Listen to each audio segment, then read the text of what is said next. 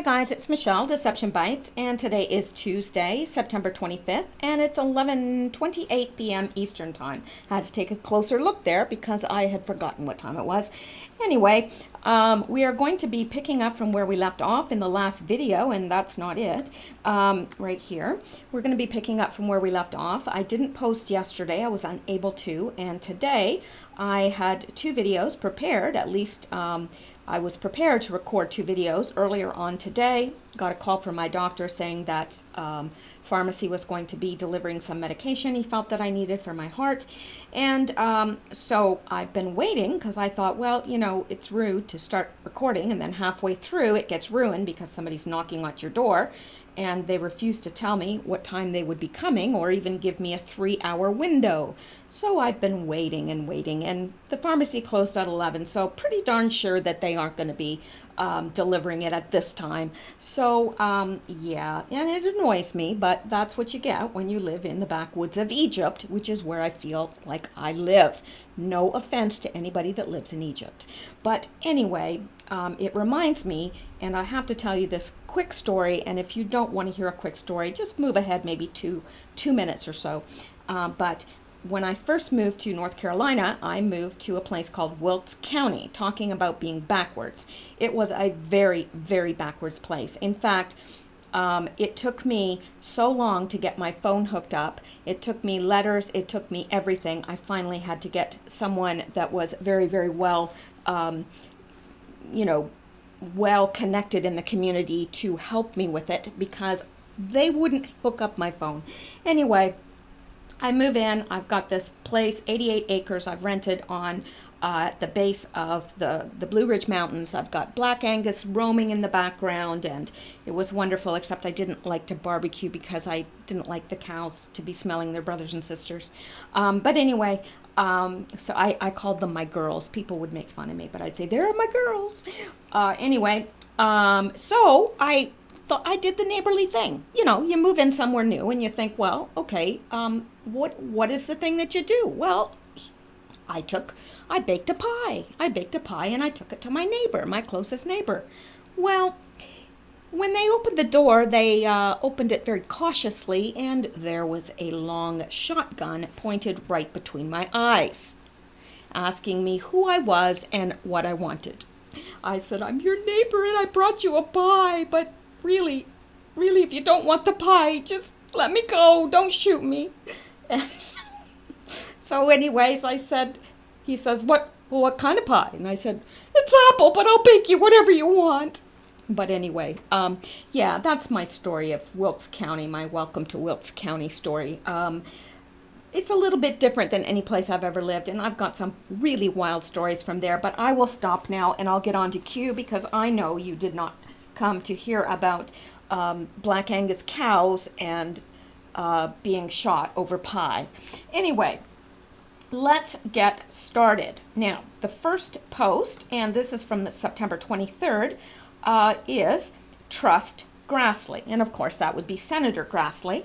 Now, I have always had a great deal of respect for Senator Grassley, and that was long before I knew about Q or knew anything, or before Trump or anything. I had a lot of respect for Senator Grassley and always have since living in the States anyway. And so what do you think Q is talking about here? Well, we're going to find out. Now, let's first go to the status on Twitter.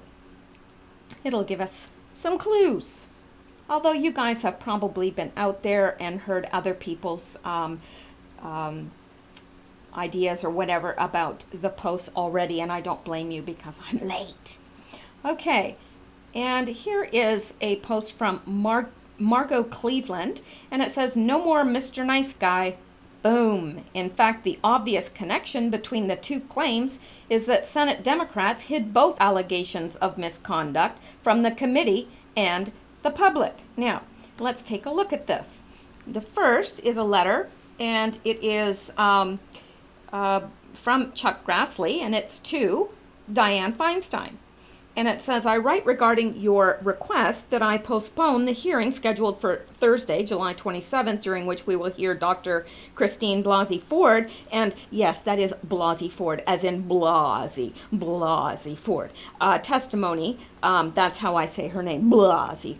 Anyway, testimony regarding her allegations of Judge Brett Kavanaugh's conduct in high school. I respectfully decline your request. I'm not going to silence Dr. Ford after I promised and assured her that I would provide her a safe, comfortable, and dignified opportunity to testify.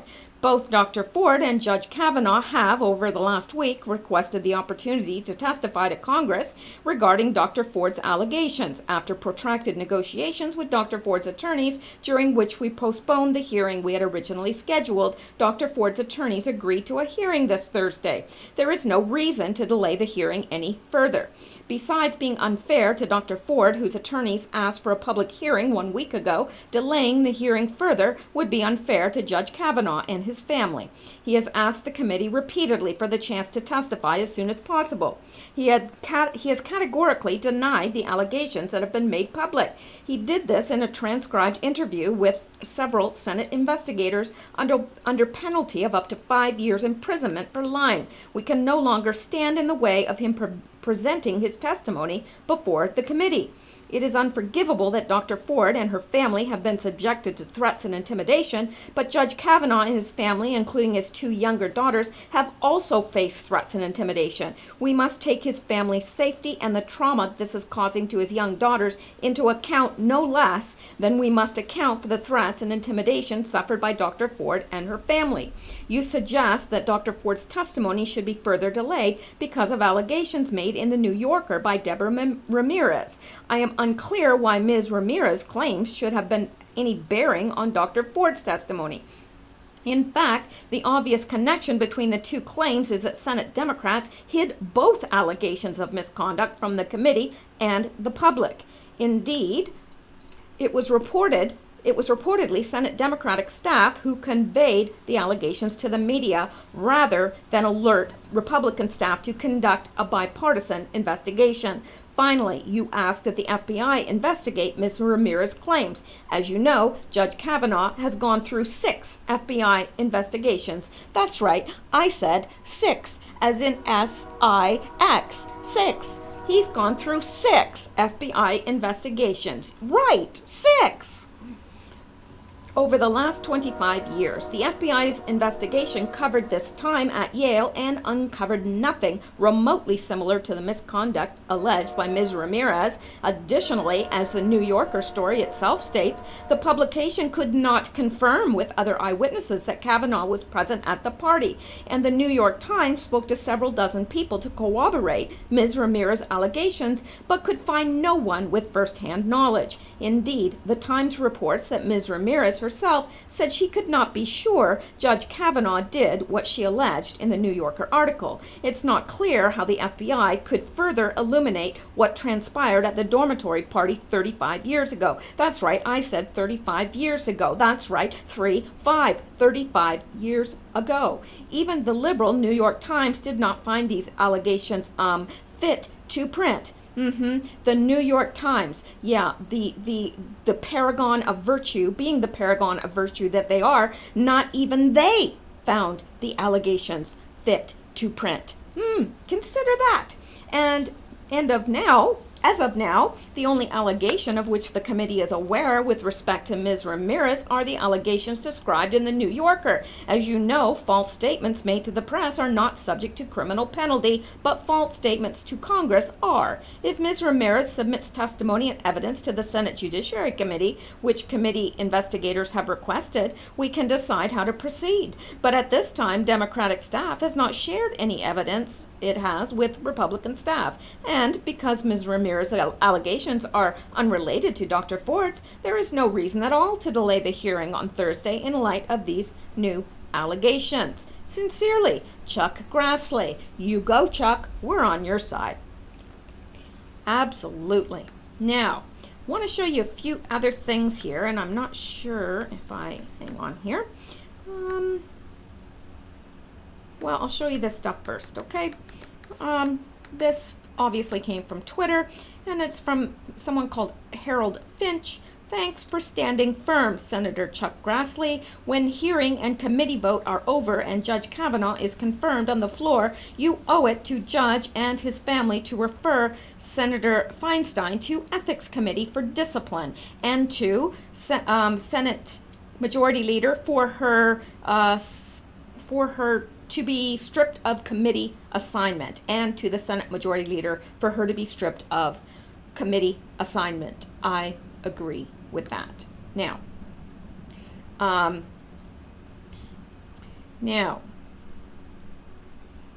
this is funny too. I just stuck this in here just because. Schumer isn't smart enough to understand she isn't coming. Did Feinstein cut him out of the loop on this? And here's Chad Pergram saying Schumer on the Thursday hearing, when they hear Dr. Ford, they are going to say, oh boy, maybe she should be on the Supreme Court. I doubt that. I doubt that, Chucky. Really doubt that. But you keep going with your, delusions. You keep going. If that's what it takes to get you through your day, believing in nonsense, well then you just go for it. But I am going to go over here where I had some Q-related news queued up. Notice how I slipped that in there. And I did want to show you something because it is funny. And here she is, Dr. Ford. I will not testify in a car. I will not testify near or far. I will not testify in a train. I will not fly in a plane. I will not testify here or there.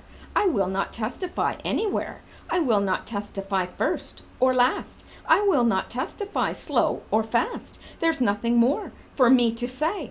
I can't remember anyway. Now, that was submitted by an Anon, and I love it because, of course, she's now afraid of flying. She's been all over the world, but apparently now she's afraid of flying. Right. That's right. She's afraid of flying. And interesting, I wanted to show you this as well. This is from Tony Bosco, and this came from Twitter. All planned 3 months ago with a website, IBelieveChristineBlasey.com. A radical law firm hired and an organization formed. Demand justice with a donation of $5 million from George Soros. That's right, I said George Soros. Where have we heard that name before? Possibly everywhere. This was so well planned, and the Dems knew about this disinformation from the start. I believe Christine Blasey. Well, you know what? I don't. And it would be rare for me to not believe a woman that says she has been sexually assaulted. That would be very rare for me. And it's probably very rare for you too, because most women that have all the neurons firing at the right speed and are on the proper medication, which she obviously is not, then they they don't make up things like this. People don't generally make up things like that. Because you know something, to be a good liar, you have to have a fantastic memory. And you think about that. To be a good liar, an effective liar, you have to have a good memory. She obviously does not, and I will show you why. Anyway, they've got this website that was formed 3 months ago. 3 months ago. Yes, that's right. I said 3. And had a donation of $5 million from George Soros. What's wrong, George Soros? Just $5 million? Are times hard for you? Anyway, he obviously believes Christine Blasey. Yeah. He knows exactly. He knows exactly. She's being paid well to come up with this crap. And it says underneath, believe Christine Blasey. Believe Christine Blasey. We believe women. We believe Christine Blasey. Every U.S. senator should declare they believe her too. Yes, and by all means, if you have lost leave of all your senses, by all means declare that you believe her too. There's too much to this story that does not make sense. A lot to this story that doesn't make sense. Anyway, let's see. I wanted to show you something else that I had reserved for my Q-related news, but it fits in here. So, oh, here it is. That's right. This is from Twitter, and it's from a person called Rock Princess. I had never heard of this person before, but I did go ahead and follow them because I figured if they came out with this, then they probably have some good info. Turns out Comey isn't the only man who keeps a diary of events. So did Kavanaugh, and his places him far away from that nutcase, Ms. Ford. He was in Germany during her summer of discontent. It makes it to the hearing. If she makes it to the hearing, which I don't think she's going to, she's not going to come to the hearing. Give me a break. If she goes to the hearing and she's found to be lying, that's prison time. And probably not in a nice, cushy, comfy prison either. Well, at least I hope not. Because if you are a nasty enough human being to accuse somebody, a man, of raping you when it didn't occur, then you deserve to be in prison. And I believe that. I think, I am all for believing women, but when it comes to, and there have been many cases of women claiming for whatever reasons, political or financial gain, or for whatever reason, just a personal vendetta, they say, oh, well, so-and-so raped me. I personally believe there should be a law that if you are found to be making false accusations against someone regarding rape or sexual assault, that you should do prison time. Personally, I do believe that. Anyway, he was in Germany during her summer of discontent. If she makes it to the hearing, she's going to make a complete fool out of herself. Ha ha. Well, I believe that too. Now, let's go. I want to show you one more thing before we move on. We've got only one other post, so I believe that I have the time to do this, and I think that probably 90% of you at least are interested in seeing this. So someone sent this to me, and I can't remember, but it was one of the people that listened to me. I know that, and I appreciate it. Anyway, this is from a website called Cult of the First, blogspot.com. Why Christine Blasey Ford's high school yearbooks were scrubbed. Faculty approved racism, binge drinking, and promiscuity. On Monday, September 17th, Christine Blasey Ford's high school yearbooks suddenly disappeared from the web. I read them days before, knew they would be scrubbed, and saved them. Why did I know that they would be scrubbed? Because if roles were reversed and Christine Blasey Ford had been nominated for the Supreme Court by President Trump, the headline by the resistance would be this.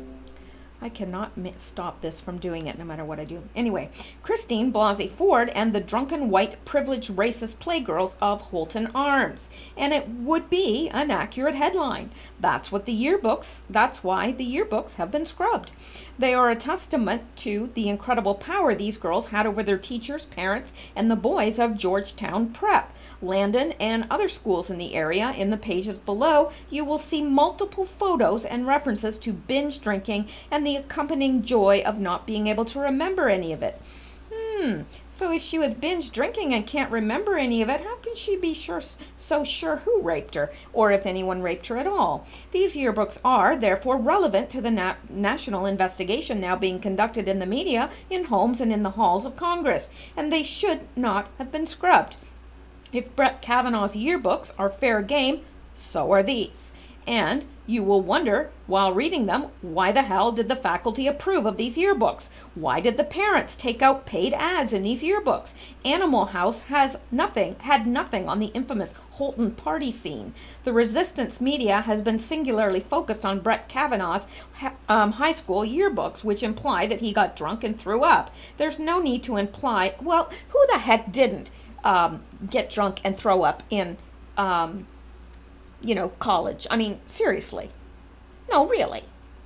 I guess this is high school, but I think probably I didn't because I had very strict parents. But in college, before I, became a Christian, yes, everybody got drunk and threw up. Give me a break.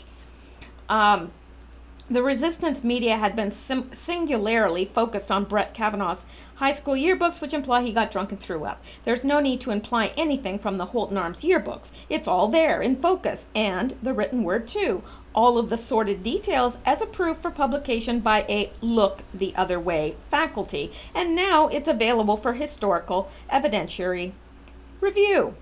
Oh, goody. Let's do that, okay? All right. I thought you would think it was fun. I do. So, it is to this wild Holton culture we must look in order to shed light on the last-minute accusation by Christine Blasey. And in the official high school chronicles of the era, we find many names of people who can provide relevant evidence. Yeah, that's the thing about yearbooks. They tend to tell things like who you hung out with, who your friends were, who else was in your class, your age, blah, blah, blah, things like that. Chrissy Blasey alleges she cannot recall the exact date, place, or names of people who were at the party in question. Well, how does she even know there was a party then? She can't recall the exact date. I mean, it probably wasn't the only party she had ever been to in her life. So that's a little odd. This research is intended to refresh her recollection and the recollections of others who may recall key facts. In this report, last names have been redacted and faces obscured, other than the picture of Christine Blasey shown below. Well, let's look at this. The yearbook title is Scribe. The relevant issues are Scribe 82, Scribe 83, and Scribe 84, corresponding to Blasey's sophomore, junior, and senior years when she and her classmates and Kavanaugh were 15 to 17-year-old juveniles. 15 to 17-year-old juveniles. Right. Like 35 years ago. 35. While preparing this report, I came across a biased viral article from Heavy.com that portrays Christine Blasey and Holton Arms as the very essence of high school purity. As for the school itself, when Blasey attended it, nothing could be further from the truth, as you will see below. Brett Kavanaugh attended Georgetown Prep, graduating in the class of 83. Blasey graduated from Holton Arms in the class of 84. The Georgetown Prep boys are mentioned affectionately multiple times in these brazen yearbooks. Holton faculty approved binge drinking. Scribe 84 is the yearbook for the senior year. Her name was Christine Blasey in high school, often referred to as Chrissy. In the image below, Blasey is pictured at a Halloween party in her junior year. The caption on the right says, "Lastly, one cannot fail to mention the climax of the junior social scene, the party, striving to extend our educational experience beyond the confines of the classroom. We played such intellectually stimulating games as quarters, Mexican dice, and everyone's favorite, pass out, which usually resulted from the aforementioned two."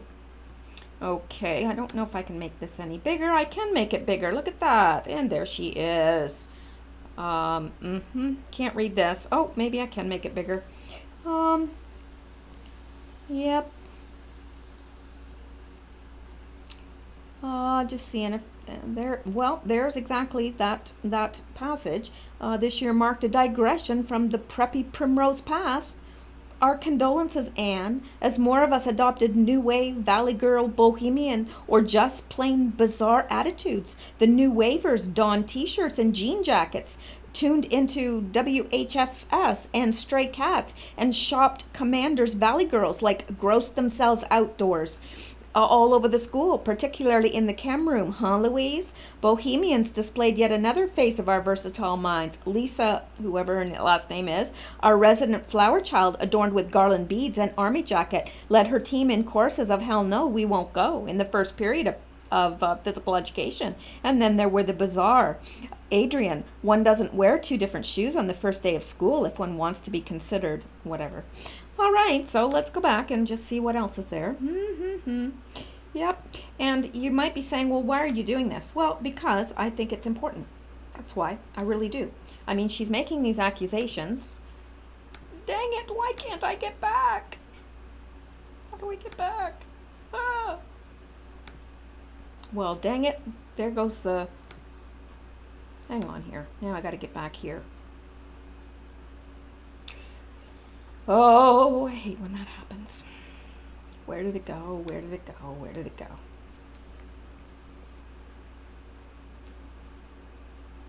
Perhaps that's not the right page.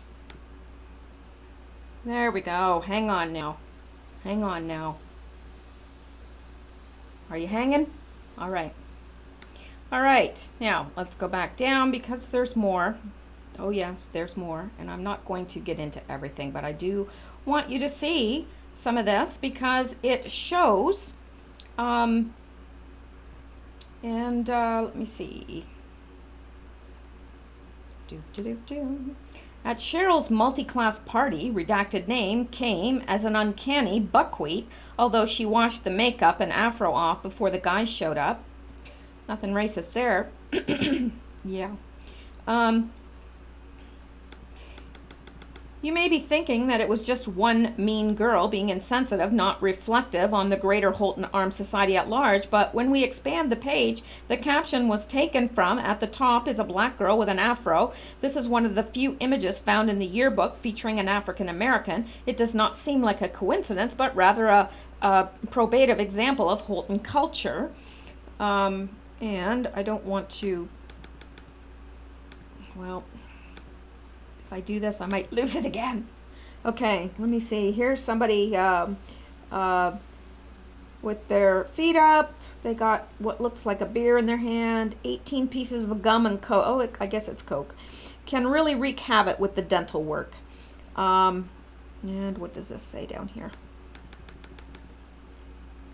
We'll definitely miss the college-bound seniors' antics, Evie's something party. Speaking of which, we had several incredible parties of our own. Both so-and-so and so-and-so hosted memorable Halloween bashes. At Aaron's Strictly Junior party, we were confronted by a French maid, a nuclear warhead, guns real, or did you just want to get served first? We also had something as a devil and the Siamese twins. At Cheryl's multi-class party, we had the pleasure of looking stupid in front of male company. Somebody came as as an uncanny buckwheat, although she washed the makeup and afro before the guys showed up. Somebody donned doctor gear with a real life stethoscope. Oh, well then. Yeah. All right, let me see here. Let's go back. There was some other stuff there that I wanted to get to, but maybe it was somewhere else. I was reading it. Who the heck knows? Okay. Now we turn to the final sentiment from Scribe 84. Christine Blasey's senior year at Holton Arms, page 261, gives the parting sentiment of her 6-year Holton experience. There are 2 relevant quotes. The first characterizes the senior girls as sexual predators upon younger boys. Okay. Other seniors, this is the quote, other seniors prefer to expand their horizon and date younger men, usually sophomores, who could bring the vitality and freshness of innocence to a relationship. The Holton girls clearly portray themselves as the sexual predators here. Well, let's talk about memory. In conclusion, please look again at the page above. In the final passage, the joy of passing out and forgetting everything you did the night before is praised. And there were always parties to celebrate any occasion. This is a direct quote. Although these parties are no doubt unforgettable, they are only a memory lapse for most, since loss of consciousness is often an integral part of the party scene. Yeah, so there you go. There is Christine Blasey Ford. And then somebody down here has commented, has anyone heard that Ford might have written a similar letter about Gorsuch? Yes, indeed she did. He was 2 years behind Kavanaugh at Georgetown Prep, which would have put him in the same class as Professor B.F. Blasey Ford. Supposedly, why Di-Fi held the Kavanaugh letter so long.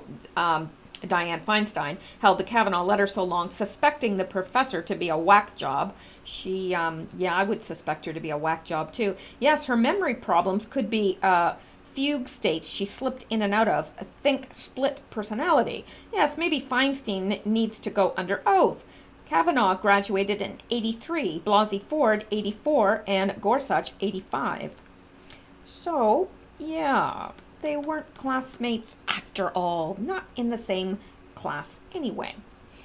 They were the 80s. I've heard that she originally said it was Gorsuch. Wonder if Kavanaugh has a copy of that letter. Is she an alcoholic? Even if she isn't currently drinking alcohol, her brain is still fried. Anyway, okay, we're going to go back now and stop picking on her, but literally she's opened herself up to this because it does not appear from when you look closely at her allegations, including the fact that that website was paid for by Soros, it doesn't look like there is any merit to this. Now, does that mean that Kavanaugh is just a fine, upstanding man? I don't know. I've also read credible evidence that he was involved in the cover-up of the murder of Vince Foster. So I would be remiss if I didn't bring that to your attention. And I may do something on that at another time, but there is information out there on YouTube. If you want to find it, it's there. So I would imagine that if you just search for Kavanaugh and Vince Foster, that you will find it, and you can look at the evidence for yourself and see what you think and what conclusion you come to. So let's go on now, because I think we've just about worn out Blasey Ford. Poor girl's been rode hard and hung up wet from her high school years, it seems. And anyway, the reason I say it that way is because it really annoys me when women do that. It annoys me. I mean, being annoyed that's not even the right way to put it. It's not even I can't even think of the right words, because, any woman fears being, sexually assaulted. It's not something, and you want to be believed. Well, how can you be believed if there's a bunch of women out there making up false accusations? See what I'm saying? And really, if this was true, I think that there would be, in 35 years, I think there would be a whole horde of women coming forward. Wouldn't you think?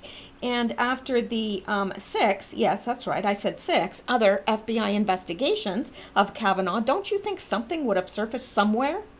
I'm just thinking that, perhaps it would have. So, yeah, I am annoyed at Christine Blasey Ford. I am very annoyed, and I think that what she has done is not just inexcusable, but should be punished. But that's just me. I don't know how they'll ever get. It's very hard to defend yourself against a very vague allegation such as she's made. She doesn't remember the date of the party, where it was. She doesn't remember it, or even if it was Kavanaugh, because she made the same such claim about Gorsuch. So, yeah, she's got a lot of explaining to do. But let's go on to the next one, to the next and last, and that is from today, actually, the 25th, I do believe. No, it's from the 24th. Forgive me, I lied. All right. So, Q, first of all, is making reference to his post from September 23rd, and that was the post that we had gone over in an earlier video, not today, but day before yesterday's. And declassify FISA equals Rod Rosenstein self-incrimination. Rod Rosenstein in charge of declassification, but because of the massive conflict of interest, Inspector General Horowitz is actually doing the review of what should be unredacted and what should remain redacted, if anything. So we're not going to go through all that because we went through it in another video, but Q is referring to that. And then under here on the 24th, he's making reference to 2 additional posts of his, and I've got them here that I can make bigger so that we can see exactly what is being said. And the first one is from May 21st, 2018, and it says military operation Green General K JFK full disclosure general statement. Once the extremely guarded and highly classified information is finally revealed to the House investigators, DNI, public, etc., Rod Rosenstein must recuse or forcefully terminated. So after this is made public, after what has been redacted is unredacted, then it will be obvious that either Rod Rosenstein must recuse himself or be forcefully terminated. Rod Rosenstein problems. What was Rod Rosenstein's Senate confirmation vote? And we know that it was almost unanimous. Ray reports to Rod Rosenstein. Important fact. Who do you trust? Well, we do trust Ray because remember, Q used to refer to Ray as rays of light. Now, I don't think that he would refer to him in that manner if Ray was not a white hat, right? I don't think he would. He'd maybe call them rays of darkness. I guess you can't have rays of darkness, can you? Anyway, who do you trust? Rod Rosenstein, recused, fired. Who has direct oversight over Mueller? Well, that would be Rod Rosenstein. Sessions, unrecused, or number 3, until refill. Now, we're going to be looking at this further, so I'm not going to comment on it right now. Who is Rachel Brand? Why was Rachel Brand dismissed? Again, we're going to comment on that in a moment. Think timing.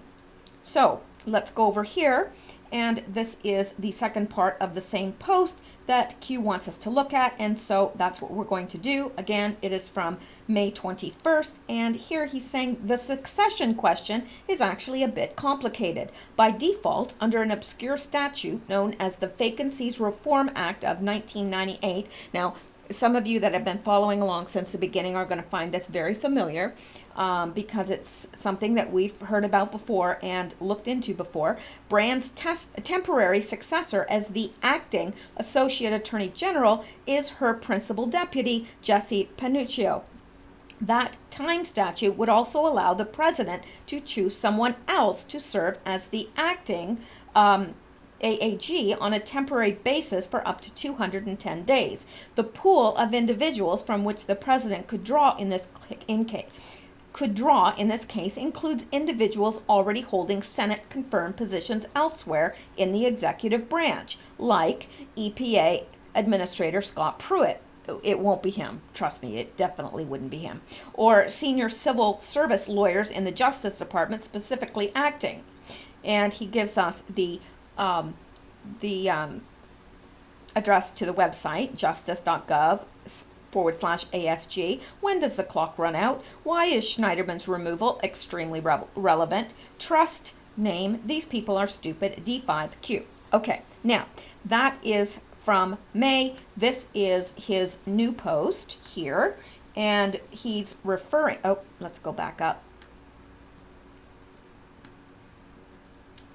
Now, this was from September 24th, and he was referring to this. Now, referring to all of this, Q says, did the IG recommend Rod Rosenstein step down or be fired?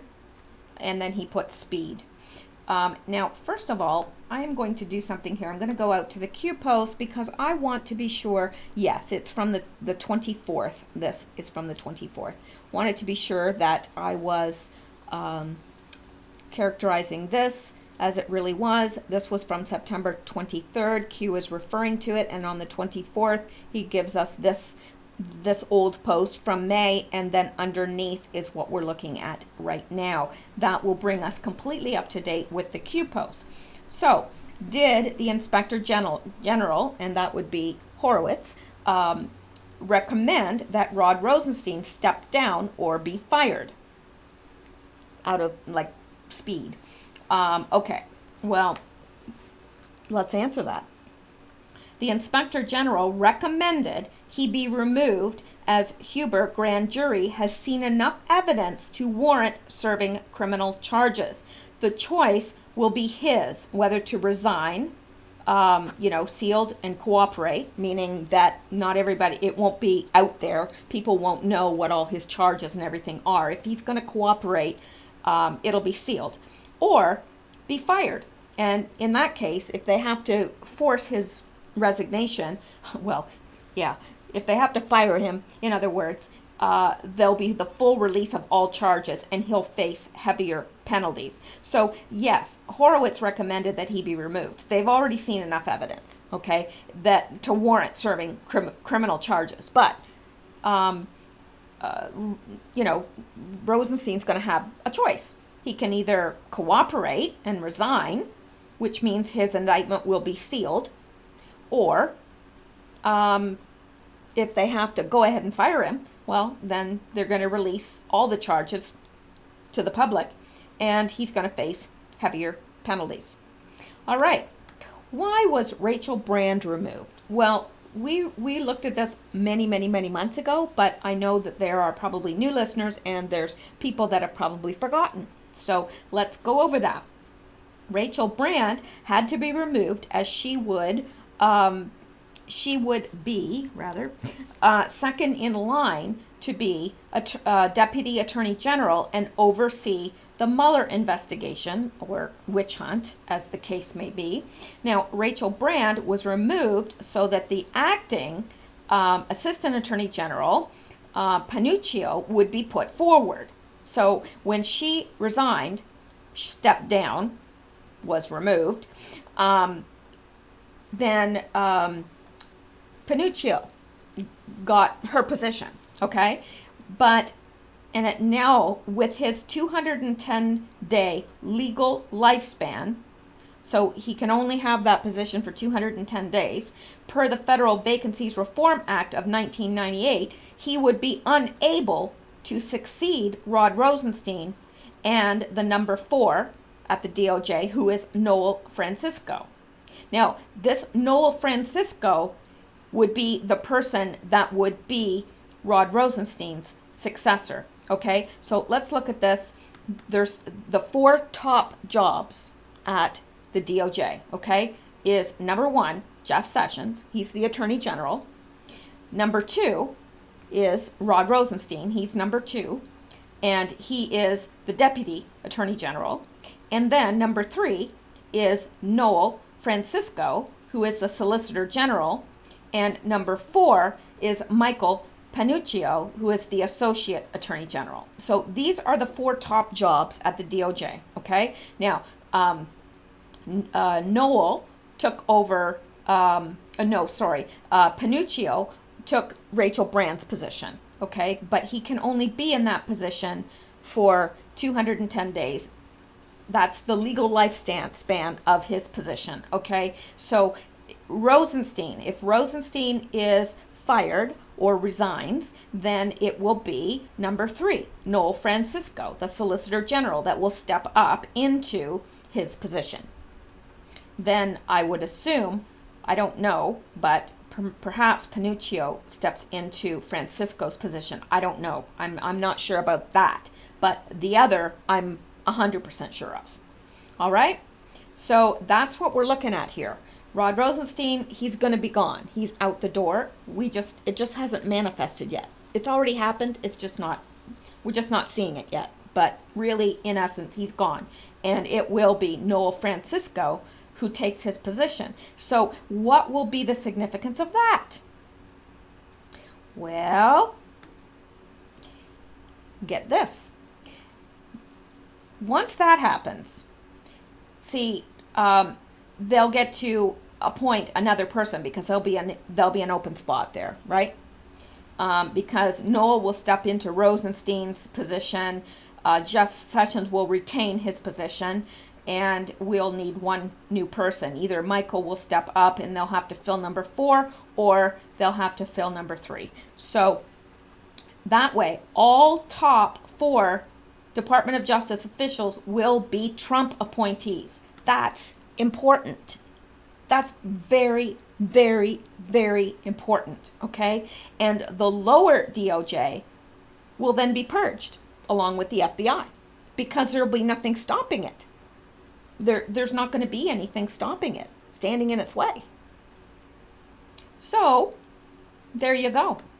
Pretty cool, eh? Yeah, I thought so. So, I figured that you guys would think so too.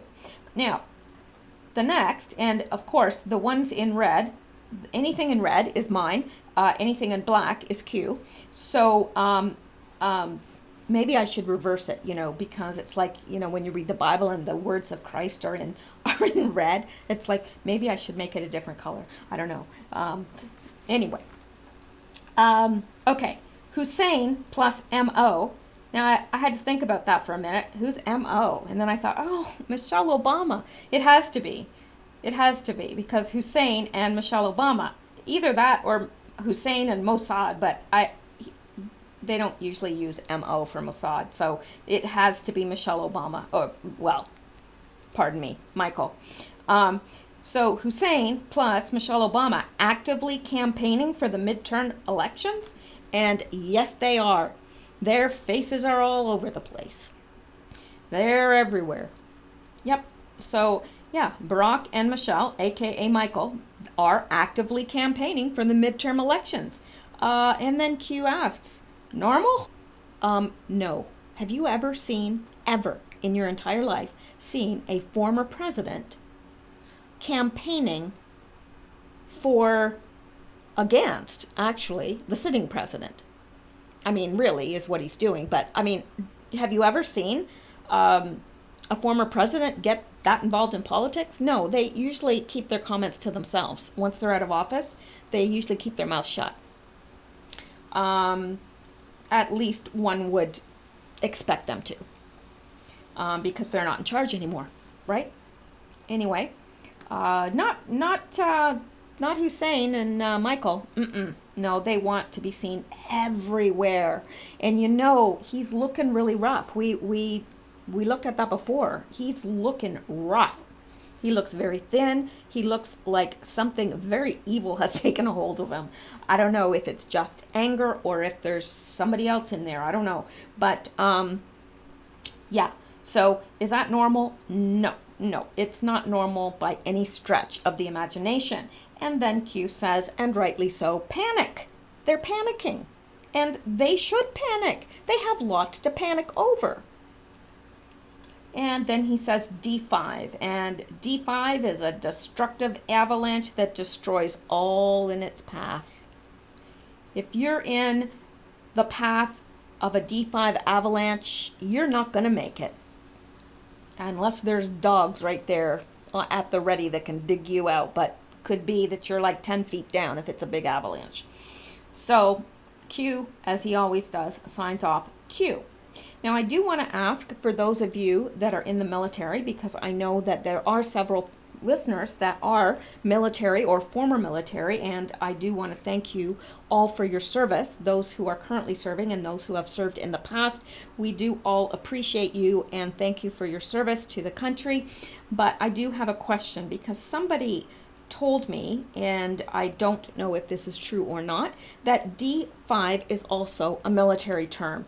If that is correct and somebody knows, could you put it in the comments below so that it will enlighten us all? Because I think he's talking about a avalanche, but I want to be open-minded and explore other possibilities as well. So that is it for Q, and we are completely up to date at this point. I am going to be back, perhaps not tonight, but hopefully tomorrow, Lord willing and the creek don't rise, and possibly even tonight with some Q-related news, because there's lots happening, and I think that you guys want to be kept aware of it and are interested. So that's it for tonight. Thank you so much for listening and being patient, and thank you for all your comments and your prayers, and you guys really, really touched me. Really, I mean that from the bottom of my heart. It just actually blew me away. And to those of you that have written emails, and you probably know who you are, with suggestions, one person in particular whose initials are JR, I have received your emails, and I am taking it seriously. I just have not had an opportunity to respond, and that is often the way. So if you have written me emails or left comments and I haven't responded, it's not because I don't want to or I'm ignoring you. It's just there's only so much time in the day, and sometimes I just can't get to everybody. But I do try. I really, really, really do try, and I appreciate the comments, the prayers, everything. The emails, all. And the coffee money. I appreciate that as well. So thank you so much, everybody. I will be back soon. I hope you guys have a great night. I hope you sleep well, stay safe, and stay well. And I will talk to you soon. Bye-bye.